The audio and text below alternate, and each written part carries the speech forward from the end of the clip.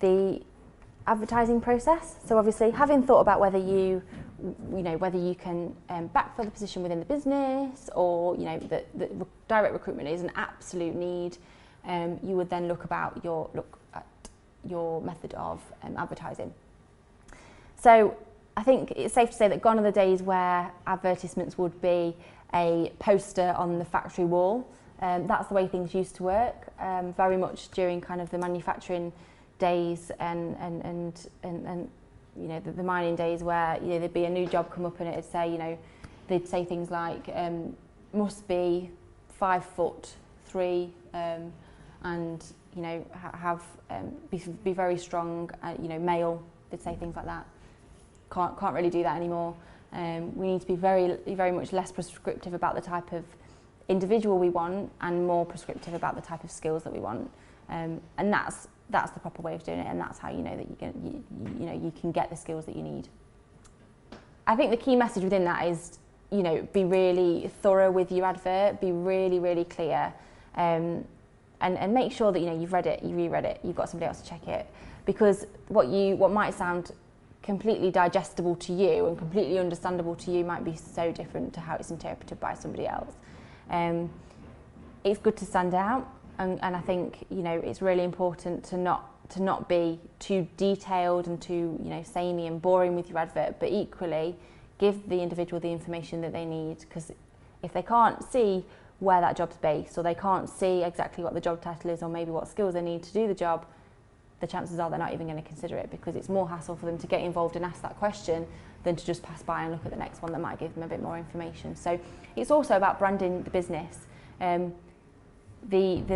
first look that person gets of your business is the job ad that they're viewing, and that's when the retention process starts.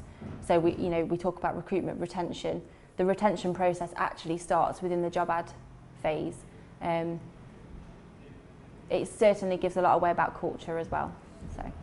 So we were looking at kind of recruitment and why we might be recruiting. Why are we recruiting? Have we got a new role? Has somebody left? Is the team taking on a new project? And absolutely, is there any alternative solution? Do we need to recruit? Do we need a new person in the role? And what exactly do we need for the role that we've got? So do we need what sort of skills do we need? Do we need somebody who's CIPD qualified, or if it's a teacher, do they need to have a degree in the area that they're teaching, or is it just what do we need?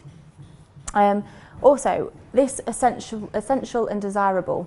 There really is a massive difference between essential and desirable skills, and what you notice on a lot of job descriptions is they get mixed up. They get, they really get washed in together, I think, really. But I think it's really, as a candidate and as somebody looking for a new role, it's really important to understand, okay, what am I absolutely being reviewed on? What do they really want from me? What's massively essential? And if we're saying it's essential, why is it essential? So if we say that we need we need a management accountant and they need to have achieved AAT level 7, why do they need that level? And that might be because actually you're going to be managing accounts, you're going to be looking at these reports, you're going to be doing that, and you only actually cover that at level 7, so that's why. If you can't justify exactly why it's an essential skill, arguably it should be desirable.